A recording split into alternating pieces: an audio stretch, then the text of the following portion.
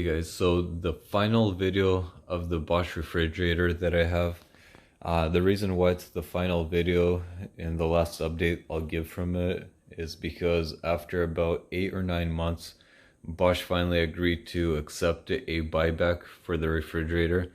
So they will be coming in a couple of days here, I believe 6 days they'll be coming to pick it up. And after that, hopefully they'll issue me a refund like they promised. I'm back to the dealer, and then I'll just pick up the money from Standard.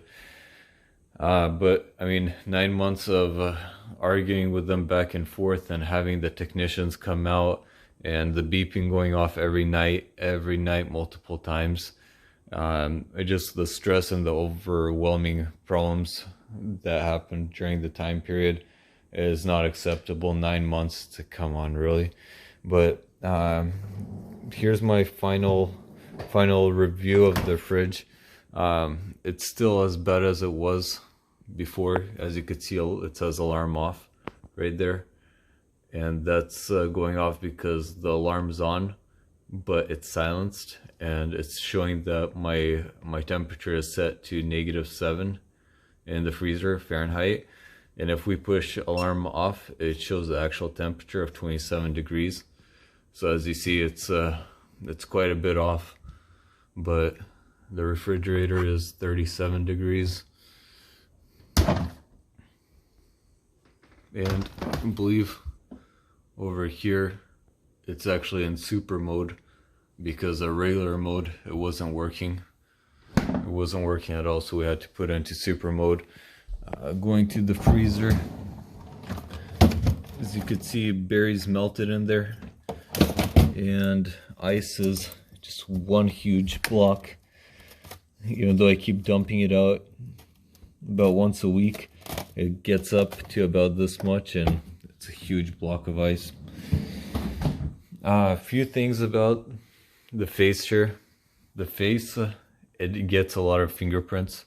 So even if the whole thing that I mentioned in my previous videos, if it's not a big deal for you and you're just looking for the look of it, fingerprints and hand marks really go bright on this refrigerator.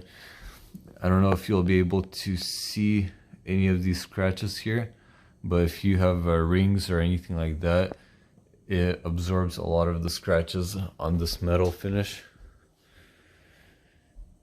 And you could see dents in it, little dents from either manufacturer defect, or if you put your hand on it, you push it, or if you bump into it, it gets little dents. You could see those waves in there. So, I mean, besides that, like I mentioned, you have your water on the inside that I don't like. You have to have the refrigerator open the whole time you're using it. The ice is on the inside. I don't know, just after using it for some time, there's nothing I like about it.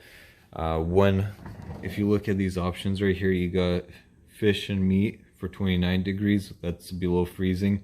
You got fruits at freezing level, vegetables at freezing level, and then everything else above it. When they measured the temperature here, the technician came out, measured the temperature. It was about 10-15 degrees higher than what it was set to.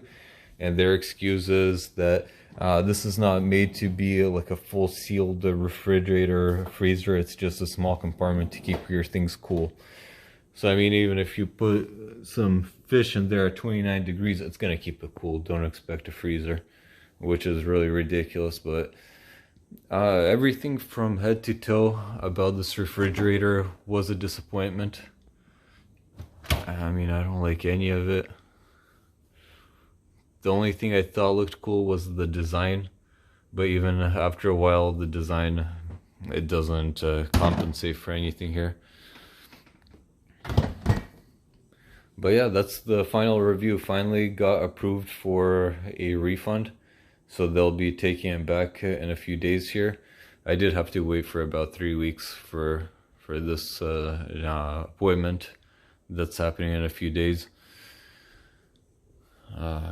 But other than that, we finally got this headache over with, and I hope that my review could help out a couple of people with purchasing their refrigerator.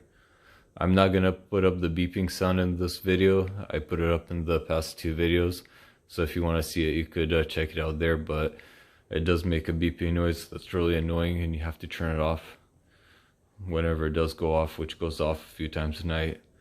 So that's it for this refrigerator.